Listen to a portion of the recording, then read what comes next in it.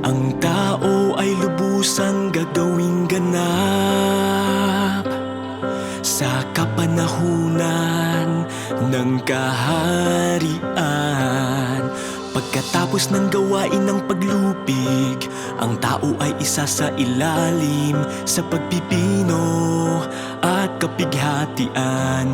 Ang mga nakakalampas at nakakapanindigan sa kanilang patotoo nitong panahon ng kapighatian ay ang mga gagawing ganap sa huli. Sila ang mga mananagumpay sa kapighatiang ito. Hinihingi sa tao na tanggapin ang pagpipinong ito.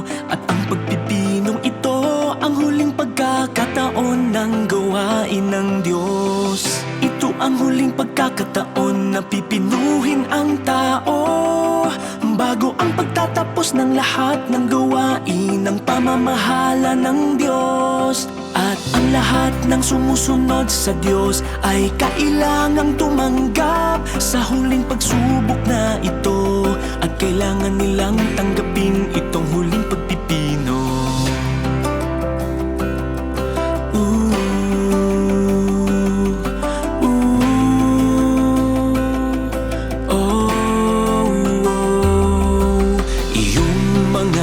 Sa gitna ng kapighatian ay walang gawain ng banal na espiritu at paggabay ng Diyos. Ngunit ang mga tunay na nalupig at tunay na naghahangad sa Diyos ay makakatayo ng matatag sa kahuli-hulihan. Sila iyong mga nagtataglay ng pagkatao at mga tunay na nagmamahal sa Diyos.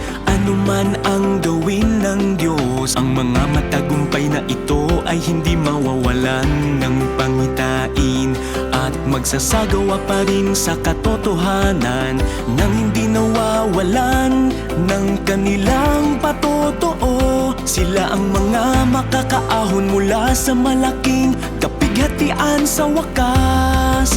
Ang mga tunay na sumusunod sa Diyos ay kayang matagalan ang pagsubok sa kanilang gawain. Samantalang iyong mga hindi talaga sumusunod sa Diyos ay hindi kayang matagalan ang anumang pagsubok ng Diyos. Sa malaot madali sila ay mapapatalsik, habang ang mga mananagumpay ay mananatili sa kaharian.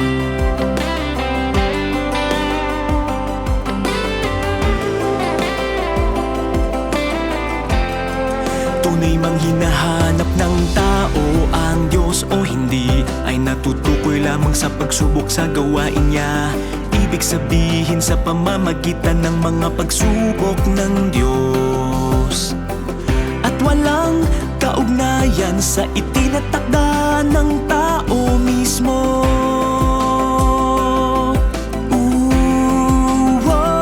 Hindi itinatakwil ng Diyos ang sinumang tao ng basta-basta.